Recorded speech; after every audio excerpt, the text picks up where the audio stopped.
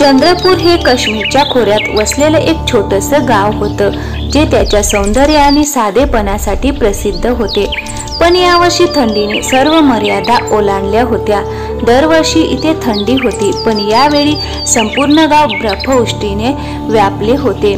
मी शहराभोवती बर्फ पाहत होतो, ज्यामुळे बर्फ वाढले होते. लोकांना त्यांच्या घरातच बंदिस्त राहावे लागले. एकेकाळी मुलांच्या हसण्याने भरलेले रस्ते आता शांततेने भरलेले होते. विक्रम आणि त्याची पत्नी दीपा गावात राहत होते. दोघेही साधे पण आनंदी जीवन जगत होते. पण यावेळी पावसाळ्यात एक जादूगर त्यांच्या झुंडीवर पैसे मागत होता. आता माझ्याकडे काहीच उरलं नाहीये दीपा. तू काही का करत नाहीस? मी काय करू शकतो? या पावसात काहीही शक्य नाही.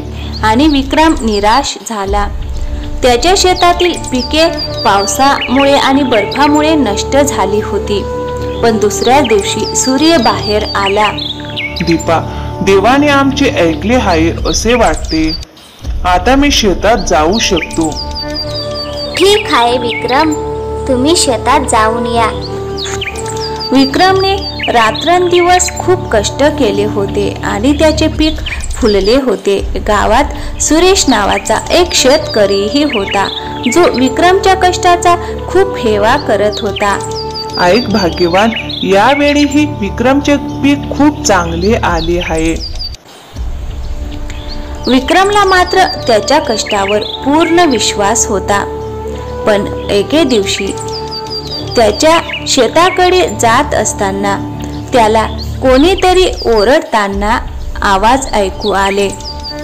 त्यांनी पाहिले की एक म्हातारा बाबा, सिद्ध बाबा, एका मोठ्या दगडाखाली गाडला गेला होता.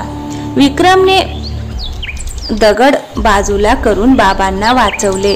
बेटा, तू माझा जीव वाचवला आहेस. हे घे जादूची बाटली. जेव्हा तुला वाटेल की आता कोणताही मार्ग शिल्लक नाही, तेव्हा ती वापर.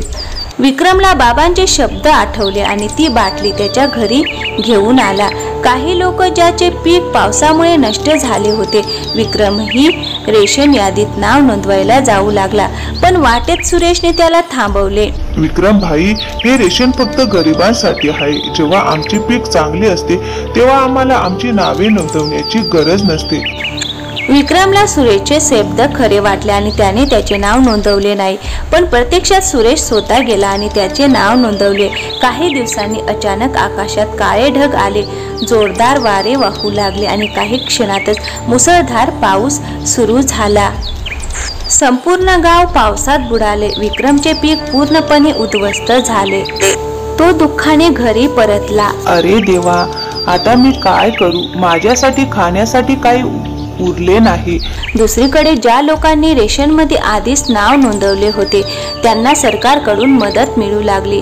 रेशन दुकानावर लांब रांगा लागल्या. विक्रमने पाहिले की सुरेश देखील रेशन घेत आहे.